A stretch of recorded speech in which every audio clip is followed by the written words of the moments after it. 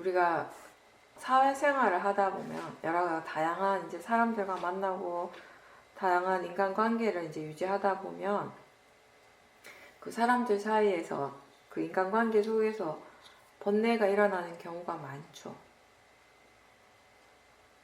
사람들하고 이렇게 대화를 할 때 그 대화가 화를 바탕으로 하는 경우도 많습니다.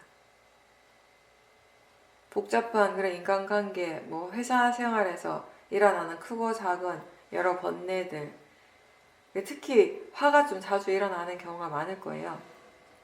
근데 그 화의 마음으로 이제 사람들하고 자꾸 이야기를 하다 보면 서로가 서로의 화를 함께 공유하게 되는 거예요. 나만 화가 있는 게 아니라 다른 사람들도 지금 화가 있잖아요. 그죠? 그러면서 이제 함께 화의 마음을 공유하면서 그 화의 에너지가 점점 더 이제 커지게 되는 거예요. 여기도 화가 있고 저기도 화가 있어요. 이 화와 화끼리 만나는 거예요. 화로서 대화를 하는 거예요. 이 화가 엄청 증폭되는 거죠. 화의 에너지가. 우리가 습관적으로 자꾸 다른 사람에 대한 이야기를 하고 또 그러면서 그때 막 화를 내는 경우가 있잖아요. 그죠?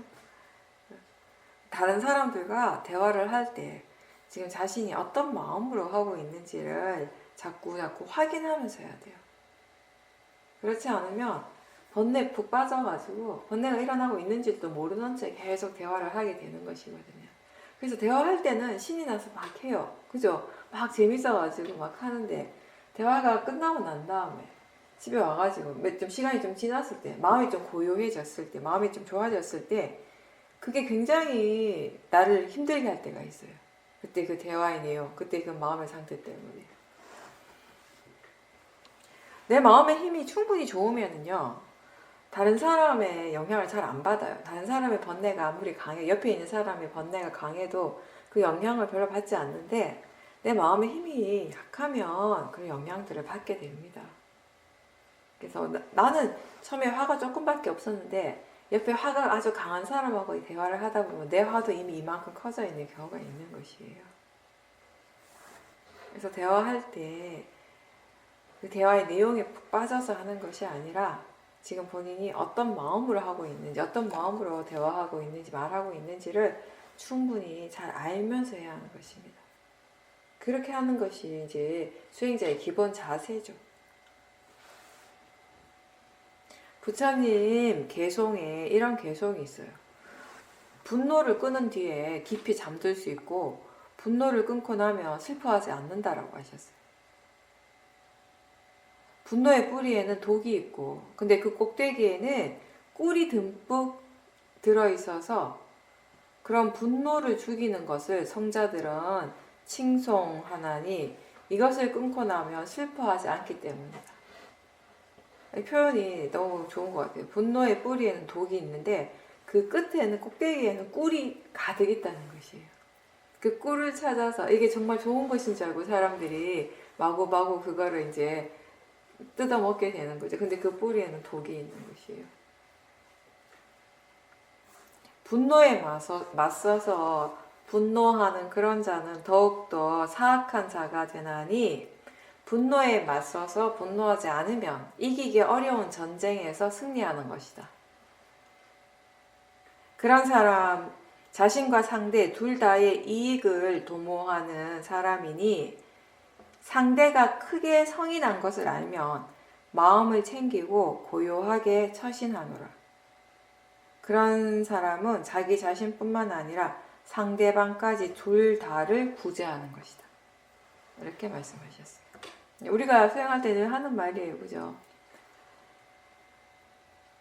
화를 볼 때, 화를 지켜보는 마음에 견해가 바르지 않으면 더 큰 화가 일어나게 돼요.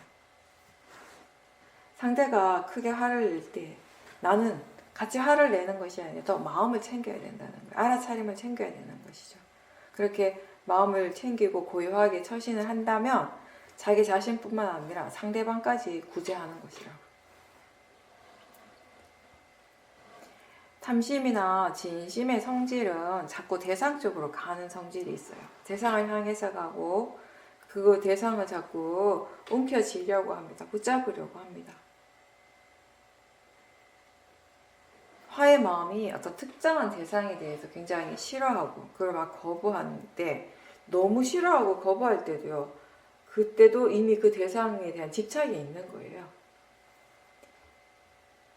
모든 번뇌의 성질은 이렇게 대상을 자꾸 붙잡고 대상 속으로 들어가는 것이에요. 대상에 자꾸 몰입하는 것이고. 근데 반대로 지혜는 어떻습니까? 어떤 대상도 움켜쥐지 않아요. 어떤 대상도 내치려고 하지 않습니다. 그리고 또 무조건 맹목적으로 믿지 않습니다. 믿고 따르는 것보다는 먼저 일단은 뒤로 물러나서 충분히 지켜보려고 합니다. 이해하고자 하는 마음으로 뒤로 물러납니다. 그리고 지혜는 어떤 말을 무조건 믿기보다는 먼저 의심하고 지켜보고 그렇게 해서 이해하려고 하는 것이에요. 충분히 이해하고 그것이 이익이 있다라는 것을 알게 되었을 때, 믿을 만한 가치가 있다라는 것을 알 때, 그때 신심도 생기는 겁니다. 그래서 처음부터 수행에 대한 믿음이 생기라고 하는 것이 아니라, 믿음이 일어나도록 하는 것이 아니라 수행에 대한 이해가 먼저 생겨야 하는 겁니다. 수행하는 마음이 대상에 대해서 좋아하고 집착하는 마음이 없을 때, 그리고 싫어하거나 저항하지 않을 때, 거부하지 않을 때, 그때 우리는 몸과 마음에서 일어나는 것들을 있는 그대로 제대로 볼 수 있게 됩니다. 어떤 느낌에 대해서도요, 우리가 지금 어떤 마음으로 느끼는가에 따라서 마음의 반응은 전혀 다르게 일어납니다.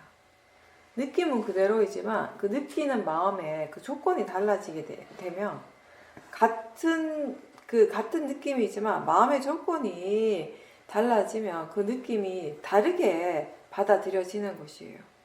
우리가 그런 것들에 대해서 충분히 지켜볼 때 이제 그걸 통해서 자연적 이치에 대한 이해가 이제 생기게 돼요.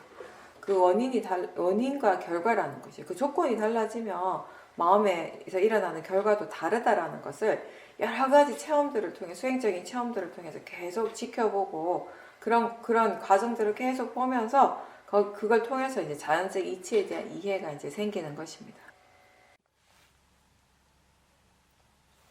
일상에서 몸의 상태가 안 좋을 때 일어나는 그 감각들에 대해서 바르게 생각하려고 노력하고 있고, 그리고 이제 그 수영을 하면서 마음을 살펴보는 것이 본인한테는 이제 좋은 시간이라고 하시는데요. 그러면서 이번에는 이제 혹시 본인이 이해했다라고 생각하는 것에 대해서도 혹시나 잘못 알고 있는 부분이 있지 않을까, 그런 의문을 가지고 더 주의 깊게 점검을 하는 그런 기회를 가졌다고 하셨습니다.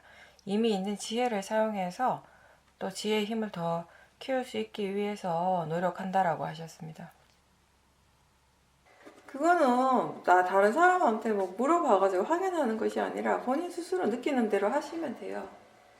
지금 그게 방법적으로 잘못됐다 이런 건 따로 없어요. 우리가 처음에 수행을 할 때는 이제 수행에 대한 이해가 전혀 없는 상태에서는 내가 하고 싶은 대로 하는 것이 때로는 그게 위험할 수는 있어요. 왜냐하면 내 마음대로 하는 것이 그게 사실은 그 번뇌가 하는 일이 될 수도 있고, 그때는 수행에 대한 기본적인 어떤 이해가 전혀 없는 상태였기 때문에 그런 위험성이 있었고, 지금 같은 경우는 이제 여기 수행하시는 분들, 많은 분들은 수행할 줄 아는 지혜는 충분히 갖추고 있기 때문에 그런 부분들에 있어서는 그냥 본인이 그때그때 상황에 맞춰서 본인한테 맞게 하시는 거 충분히 가능해요.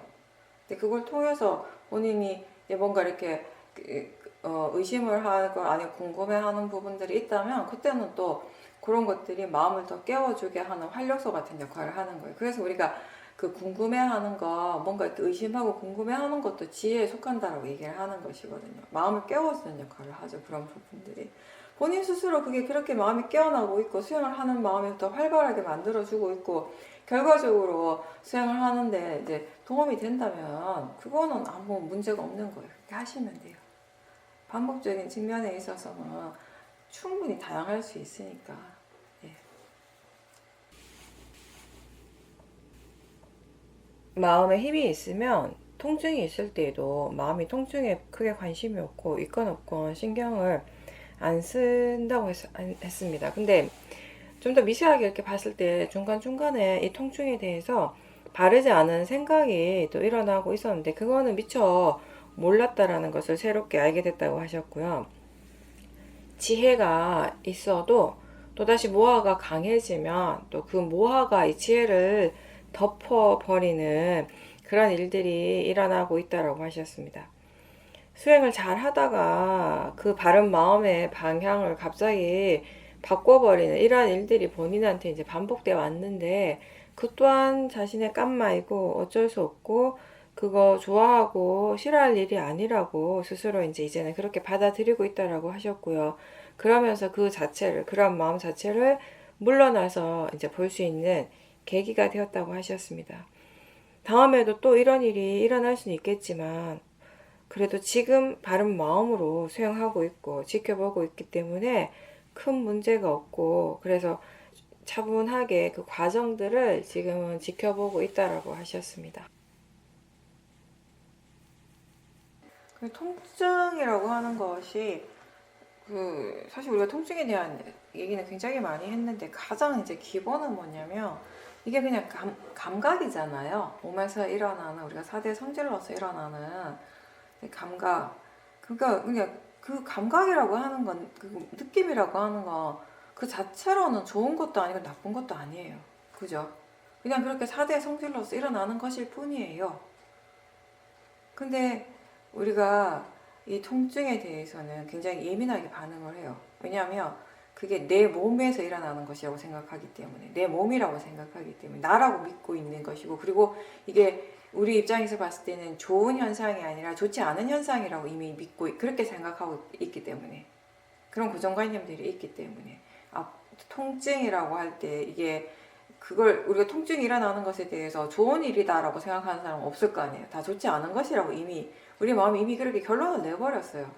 근데 그게 그렇게 결론할 일이 아니었거든요. 그게 이제 모호한 거죠, 모호. 지혜로서 볼 때는 그거는 좋은 일도 아니고 나쁜 일도 아니고 그냥 그렇게 감각이 일어날 뿐이에요. 자연적 이치로서 일어나고 있는 4대의 성질로서 일어나고 있는 그게 전부죠. 그렇게 우리가 알고 볼 때는 아무리 통증이 심하더라도 그 심한 통증에 대해서 마음의 반응이 그렇게 강하게 일어나지는 않습니다. 전혀 안 일어나기는 힘들겠지만 통증이 정말 심하다면은 그렇지만 그렇게 강하게는 일어나지 않아요. 그렇게 영향을 받지는 않는다라는 거죠. 근데 그런 지혜가 없을 때는 모아로서 볼 때는 이제 이게 내가 아프다라고 마음이 생각하게 되고 뭔가 이게 잘못된 것이라고 생각하게 되고 그러면서 뭔가 이게 두려운 일이 되고 불안한 일이 되어버리게 되는 것이죠. 그럼 마음이 굉장히 힘들게 되는 것이죠. 이제 우리가 이 통증을 통해서 알 수 있는 것 그리고 배울 수 있는 부분들은 굉장히 많아요. 그렇죠? 기본적으로 우리가 뭘 알 수 있는가 하면 이게 물질에 대한 부분, 물질의 성질에 대한 부분, 그죠? 4대의 성질로서 일어나는 그런 물질에 대한 이해, 그리고 또 이 마음의 이걸 통증을 느끼는 마음의 기본 자세, 마음가짐이 달라지게 되면 같은 통증이지만 그것에 대해서 반응하는 마음도 굉장히 달라지잖아요. 어떤 마음으로 그걸 느끼는가에 따라서 어떤 마음가짐, 어떤 견해로서 그것을 느끼는가에 따라서 일어나는 마음의 반응들이 너무 다른 거예요. 그래서 그런 부분들은 또 뭐죠? 이 관계에 대해서 우리가 본다라고 하는 건 그게 연기적인 성질에 대한 것이에요. 원인과 결과에 대해서 뭔가 이해할 수 있는 그런 좋은 기회가 되는 것이고요. 그거 외에도 우리 굉장히 많은 것들을 알 수 있어요. 기본적으로 통증이 심할 때, 심한 통증이 있고 뭔가 우리가 몸이 많이 아플 때 왜 그게 우리한테 그렇게 힘든 일인가, 고통스러운 일인가라고 했을 때 결국 그 밑바탕에 깔려있는 이 나라고 하는 그 믿음, 나라고 하는 그 생각과 연결되어 있는 것이거든요. 그 생각이 사실은 그냥 단순한 생각이 아니라 우리 모두에게 일어나고 있는 우리에게 일어나는 모든 번뇌의 뿌리가 되는, 근본이 되는 모아이거든요. 모아의 생각이거든요.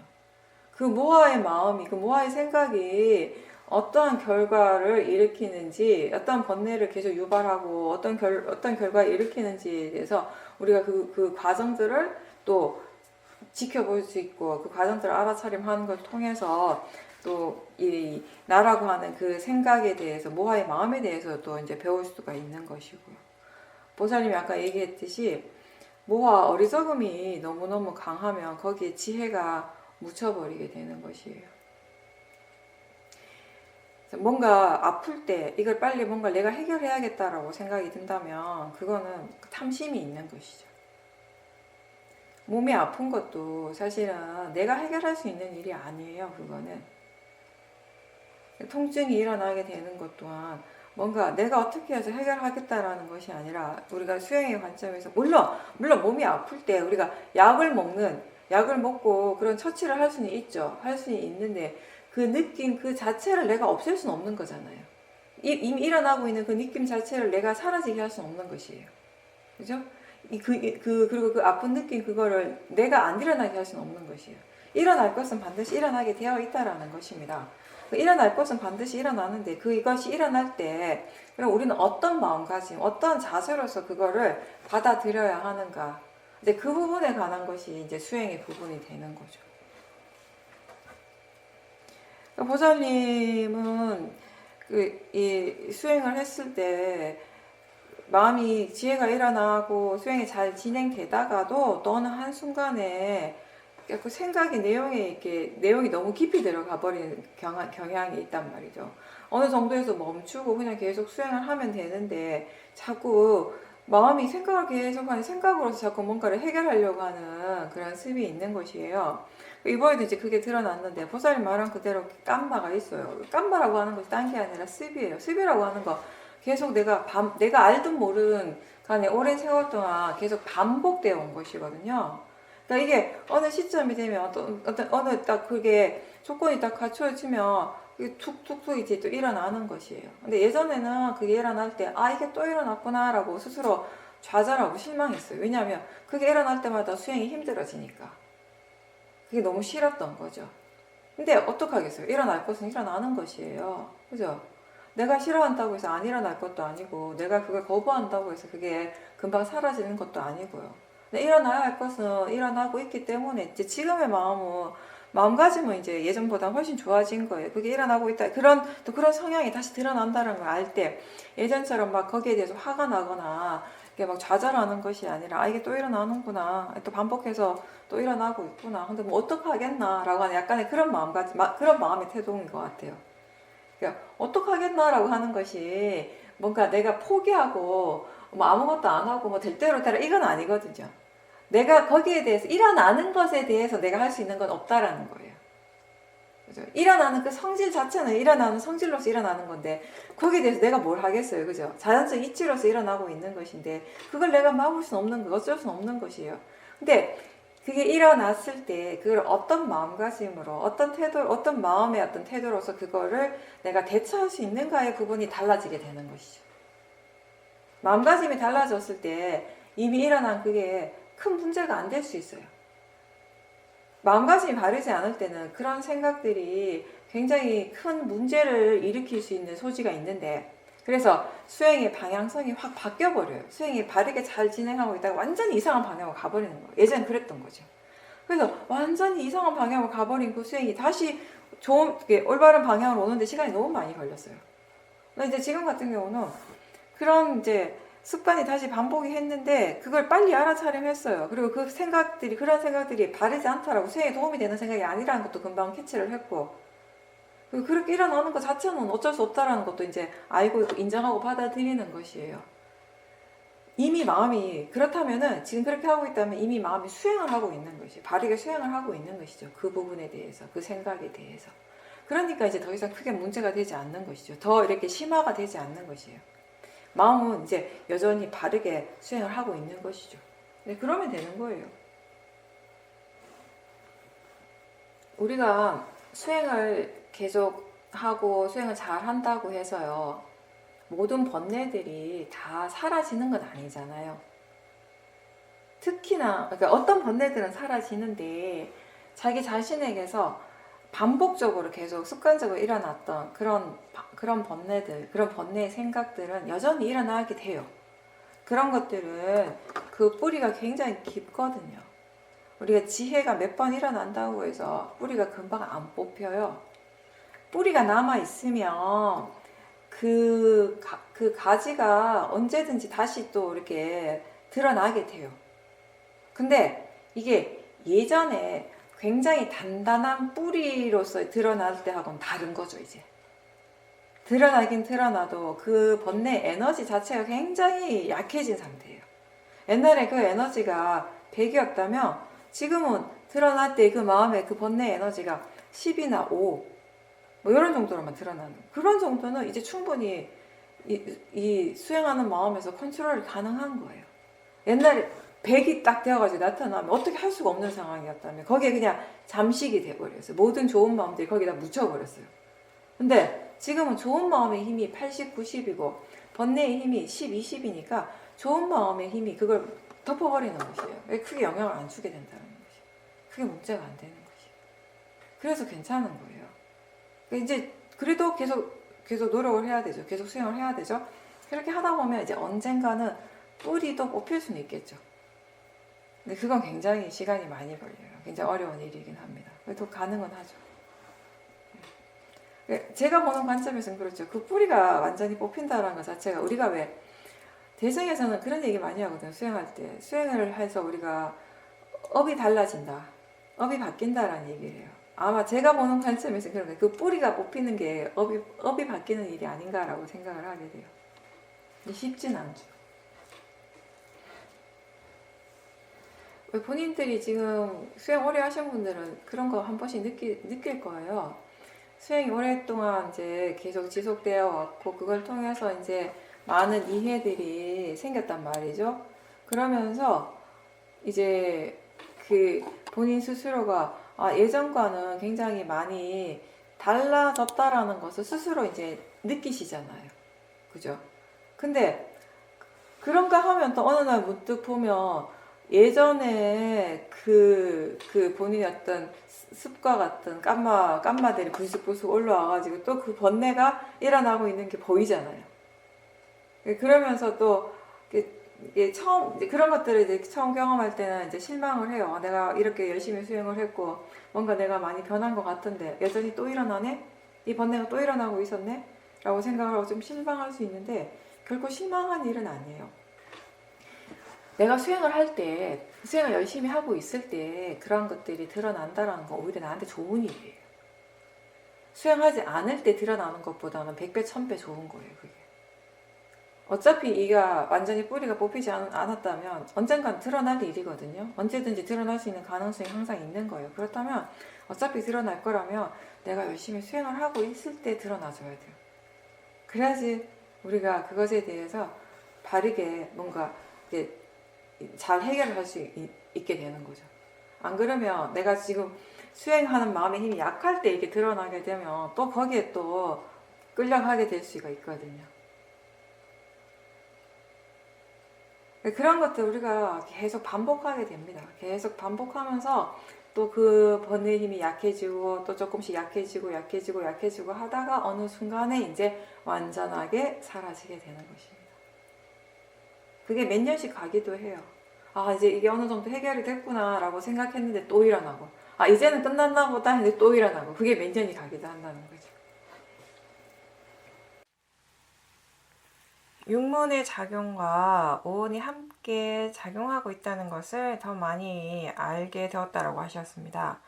뭔가를 이제 보는 순간에 마음에서 이미 상이 일어나고 있었는데 이런 오온이 작용하는 것 자체를 그때 전혀 알지 못하는 그런 순간들이 있다라고 하셨습니다. 뭐 그런 작용들 자체가 임팩트가 없는 경우는 모른 채 그냥 넘어가게 되는데, 근데 결국 이 오온의 작용이라고 하는 것은 항상 일어나고 있는데 이미 일어나고 있는 그러한 실제를 내가 잘 모를 때가 있다라는 사실을 다시 깨닫게 되었다라고 하셨습니다. 그러면서 이 수행이라고 하는 것이 결국 이 순간에 일어나는 실제를 봐야 하는 일임을 이해하게 되었다라고 하셨습니다.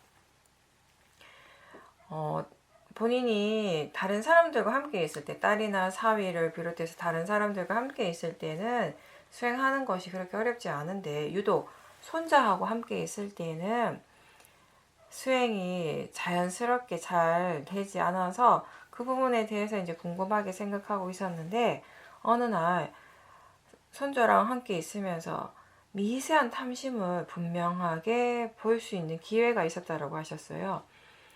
그 순간 뭔가 이 마음에 뭉쳐져 있는 어떤 에너지가 확 풀어지는 느낌이 들었고, 이제 그 다음부터는 손자하고 함께 있어도 마음이 대상으로 물러나면서 수행이 자연스럽게 잘 된다라고 하셨습니다. 그러면서 이제 본인의 이제 수행을 이렇게 지켜보고 반조해 봤을 때 그런 탐심을, 집착을 분명하게 볼 수 있었던 것은 결국 수행을 꾸준하게 해왔기 때문임을 또 다시 한번 알게 되고 느꼈다라고 하셨습니다. 우리가 수행을 계속 꾸준하게 한다라고 하는 건 사티가 자연스럽게 이어지고 사티의 가속도가 생긴다라고 하는 건 여러 가지 좋은 점이 있지만, 그 중에 하나가 보살님 말씀하신 것처럼 예전에 볼 수 없었던 미세한 대상들을 알아차릴 수 있게 된다라는 것이에요. 사실 이 알아차림에 대해서 말을 한다면 이렇게도 얘기할 수 있잖아요. 우리 뭔가 마음에서는 정말 무수하게 많은 것들이 일어나고 있어요. 한순간에도, 그죠? 오죽하면 정말 이 마음이라고 하는 거는 한순간에도 정말 많은 것들이 일어나고 있기 때문에 정말 강물처럼 많은 물방울들이 흘러가는 그런 강물과 같다라고 표현을 하는데, 사실은 이 몸과 마음에서 한순간에도 많은 것들이 일어나고 있지만 그 중에 우리가 알아차림할 수 있는 걸 아는 것은 정말 굉장히 일부에 지나지 않아요. 기본적으로 이 마음이라고 하는 것이 성질이 너무나 빠르기 때문에 그걸 하나하나 다 우리가 캐치할 수 없는 거죠. 우리의 지혜로서는. 그렇죠? 근데 일어나고 있는데 우리는 몰라요. 그걸 일어나고 있는지도 몰라요. 그러면 우리한테는 그게 마치 없는 것 같잖아요. 근데 없는 것 같은데 없는 건 아니에요. 왜냐하면 그것에 영향력은 또 여전히 미치고 있어요. 무슨 말인가 하면 탐심이 일어나고 있는데 그 탐심을 내가 못 보고 놓쳤어요. 못 보고 놓치면 그 탐심은 어떻게 돼요? 점점 더 커지게 되는 것이에요. 그래서 그 탐심의 에너지를 우리가 언젠가는 알게 되겠죠. 그 탐심의 어떤 그런 그 여러 가지 결과들이 우리의 몸과 마음 속에 드러나게 되겠죠. 우리가 그걸 놓쳤기 때문에. 우리가 번뇌가 일어나는 초반에 그 번뇌를 분명하게 알아차리게 되면 이익이 뭐냐면 웬만한 번뇌들은 그냥 단지 알아차리는 것만으로도 사라져요. 처음에 일어날 때 굉장히 약한 상태에서는. 근데 그렇게 알아차리지 못하고 그냥 내버려 두게 되면 그 에너지가 점점 커지게 되는 것이고 나중에 걷잡을 수 없이 되는 거예요. 그래서 사야도께서 말씀하신 것처럼 작은 불씨 하나가 큰 산불이 되는 것처럼, 작은 불씨일 때는 쉽게 끌 수 있잖아요. 근데 그걸 내버려 두면 큰 산불이 되어갖고 끄지를 못하는 거예요. 그런 것처럼. 그래서 이 알아차린다라고 하는 것이 굉장히 중요한 일이에요. 우리가 뭔가 내가 생각할 때 큰 것에 대해서, 중요한 것에만 알아차림할 것이 아니라 모든 것에 대해서 최대한 우리가 알아차림할 수 있는 모든 대상들을 다 알아차림하면 할수록 우리한테 그게 좋은 거라는 것이에요. 그게 번뇌라면, 불선법이라면 그렇게 알아차림함으로 해서 그 불선법의 에너지가 어떻게 돼요? 약해지게 되죠. 반대로 선법이라면 그 선법의 에너지는 알아차리면 알아차릴수록 그 선법의 에너지가 점점 더 강해지게 된다는, 좋아지게 된다는 것이에요. 그런 이익이 분명하게 있기 때문에 알아차림은 언제나 있어야 되고요. 우리가 최대한 알아차릴 수 있는 방법, 최대한 알아차림하면 할수록 우리한테 그거는 이익이 되는 것이죠. 우리가 수행할 때 다른 부분에 있어서는 수행이 잘 되는데 유독 어떤 특정한 장소나 어떤 특정한 대상과 함께 있을 때 유독 수행이 잘 안 된다. 그 말의 의미는 뭐냐면 우리가 알아차리든 알아차리지 못하든 그때 우리의 마음에 번뇌가 있다라는 의미예요. 번뇌가 있을 때는, 번뇌가 강하게 일어날 때는 수행이 잘 안 되거든요. 근데 그게 대체로 보면 탐심, 집착이에요, 집착. 왜냐하면 화의 마음 같은 경우는 화가 강하게 일어나면 대부분 다 알잖아요. 내가 지금 화가 나고 있다고 하는 사실. 화의 마음이 일어나고 있으면 알거든요. 번뇌가 있다는 걸 안단 말이에요. 근데 탐심의 경우는, 집착이라든지 이런 경우는 일어나도 이미 그 집착이 있어도 있는지 모르는 경우가 더 많아요. 지금 같은 경우도 손자에 대한, 물론 손자를 너무 이뻐하고 좋아하는 마음이 있다는 걸 알았지만 그 마음에 그 탐심 에너지가 얼마나 강한지는 잘 못 느끼셨어요. 근데 이번 기회에 이제 그 마음을 한번 분명하게 보신 거죠. 우리가 마음의 힘이 있을 때는, 지켜보는 마음의 힘이 있을 때는 그 번뇌를 대상으로 알아차릴 때 그 번뇌의 마음을 분명하게, 바른 견해로서 분명하게 한 번이라도 알아차림하는 것과 전혀 알아차리지 못하는 것의 차이가 굉장히 크거든요. 물론 한 번 알아차림한다고 해서 그 번뇌 자체가 완전하게 사라지는 것은 아니지만 확실히 그 번뇌의 힘이 약해질 수는 있어요. 그리고 분명하게 알게 되기 때문에 지금 그 대상을 향해서 손자를 향해서 얼마나 강한 그런 탐심, 그런 집착이 있는지를 스스로 분명하게 알게 되었잖아요. 그랬을 때 이제 수행하는 마음의 지혜가 조심을 하게 되는 거죠. 그런 부분들에 있어서. 근데 이런 이야기도 우리가 할 수가 있어요. 수행을 하지 않는 사람들한테 이런 얘기를 하면은, 아니, 할머니가 손자를 사랑하는 건 당연한 거지. 그게 잘못된 건가? 사랑하는 것을 나쁘다고 얘기하지 않아요. 우리는 집착하는 것이 잘못된 거라고 얘기를 하는 거예요. 집착이 사랑은 아니에요. 집착 없이 사랑하는 걸 배우려고 하는 거죠.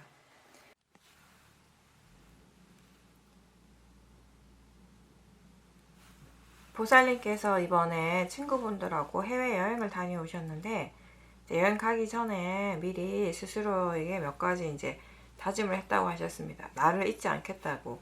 몸과 마음을 보는 것을 잊지 않고, 또 보이는 만큼 보고 들리는 만큼 듣겠다고 이런 생각을 가지고 가셨는데, 생각한 대로, 계획한 대로 이제 수행이 그곳에서 잘 되었다고 하셨습니다. 그래서 제 친구들과 이런저런 대화도 많이 했는데, 그럴 때에도 항상 마음이 본인에게 이제 집중을 하고 있어가지고 나한테 이제 관심을 많이 두다 보니까 저 바깥의 대상들을 객관적으로 보게 되고 또 가볍게 이렇게 보면서 마음이 편안했고, 그러면서 잠도 잘 주무셨다라고 하셨습니다. 이번 이 여행을 통해서 수행이 정말 나를 지켜준다라는 것을 다시 한번 느끼게 되었고, 수행에 대한 이익을 한번 더 느끼게 되는 그런 기회였다라고 하셨습니다. 여행 가시고 또 이제 친한 친구분들하고 같이 이렇게 여행 가면 사실은 사띠를 계속 두는 것이 쉽지는 않은데, 이제 수행하는 것이 그만큼 보살님한테 익숙해진 거죠. 수행이 그만큼 이제 능숙해졌다라는 것이, 그런 상황에서도 계속 본인에게 관심을 두고 수행을 계속 할 수 있었다라고 하는 건, 그런 것이 바로 이제 수행이 능숙해졌다라고 우리가 표현을 하는 거예요. 능숙하다라고 하는 의미는 언제 어디서든 어떤 상황에서든 어떤 대상에 대해서든 마음이 수행을 할 수 있는 상태를 얘기를 하는 것이거든요. 그렇게 되면 사실은 큰 문제는 안 일어날 거예요. 뭔가 우리가 계속 마음을 지켜보고 있고 어떤 상황에서도 마음이 자기 자신을 향하고 있기 때문에 다른 사람들과의 관계 속에서도 큰 문제는 일어나지 않을 것이고, 큰 트러블 같은 것들이 없을 것이고, 그리고 일단 우리가 마음이 편안해지잖아요. 마음이 편안하면 몸은 웬만하면 크게 힘들지가 않을 거예요. 우리가 어디 밖에 나가서 여행을 할 때 이 마음이 불편하면 몸이 훨씬 더 힘들거든요. 피곤하거든요. 그래서 잠을 잘 주무신 것도 마찬가지예요. 마음이 편안하니까 잠을 잘 주무실 수 있었고, 그래서 어쨌든 그 여행을 통해서 보살님은 이제 스스로 내가 지금 이만큼 이렇게 마음이 이제 수행을 할 수 있구나를 또 점검을 한번 하셨고, 또 이렇게 자기 자신에게 관심을 두는 것, 수행을 하는 것이 얼마나 나한테 이렇게 중요한 일인지, 이익이 되는 것인지를 다시 한번 또 이제 체험을 하고 느끼고 오신 거네요. 네. 다른 분들도 마찬가지예요. 집에서 우리가 똑같이 이렇게 어떤 루틴 이게 뭐 같은 생활 그런 패턴 속에서 환경 속에서 계속 생활하고 있을 때는 뭐 이 정도면 수행이 잘 되는구나, 마음이 편하구나 이렇게 생각할 수 있는데 이제 뭔가 이렇게 환경이 확 달라졌을 때, 그죠? 그랬을 때 그때 마음이 어떤 식으로 반응하는지, 그때 마음이 수행을 여전히 편안하게 잘 하는지 그런 것들을 한번 보십시오. 확인해 보십시오. 그래서 이제 본인의 수행이 지금 어느 정도인지, 지혜의 수준이 어느 정도인지 이제 스스로 한번 확인해 보는 거죠. 예전에는 뭔가 수행하는 것이 힘든 대상이나 그런 환경들 속에 내가 최대한 노출이 되지 않도록 노력을 했다면, 지금은 그냥 그런 부분들이 자연스럽게 내가 가야 할 거면 가고 만날 사람이 만나는 거예요. 일부러 막 그런 것들 이렇게 뭐 행동 반경을 막 이렇게 번다하게 할 필요는 없지만, 그렇다고 해서 또 내가 수행자니까 일부러 또 막 그거를 꼭 해야 되는 일인데 안 하려고 막 이렇게 너무 이렇게 스스로를 이렇게 위축하고 행동 반경을 이렇게 너무 좁힐 필요는 없죠. 마음이 수행을 할 줄 안다면은. 그런 부분들에 대해서 한 번씩 이렇게 노출이 되면서 또 본인의 마음을 다시 한번 점검해 볼 수는 있어요. 그런 기회는 되는 것이죠. 예. 근데 일부러 그렇게 하실 필요는 없고요. 대면법회 지난번에 했는데, 그때 제가 대면법회 할 때 줌을 연결을 했어요. 연결했는데 우리가 그때 오랜만에 몇 년 만에 처음 하는 거고, 또 장소가 예전에 하던 곳이 아니고 새로운 곳으로 바뀌어가지고 여러 가지 부분들이 좀 우리도 낯설어가지고 처음에 준비하는 시간이 많이 걸려가지고, 그러다 보니까 좀 이렇게 그 줌 법회 연결하는 데 있어서 좀 매끄럽지가 못했던 것 같은데, 마이크를 사용을 해야 되는데 그때 또 그 법당에 마이크가 또 안 돼가지고, 연결이 안 돼가지고 마이크를 사용하지 못해갖고 줌을 들어오셨던 분들은 그 인터뷰 하시는 분들 목소리를 거의 못 들었을 거예요. 그런 부분들 이렇게 몇 가지는 아마 다음 달에 대면 법회할 때는 좀 보완해서 그렇게 하도록 하겠습니다.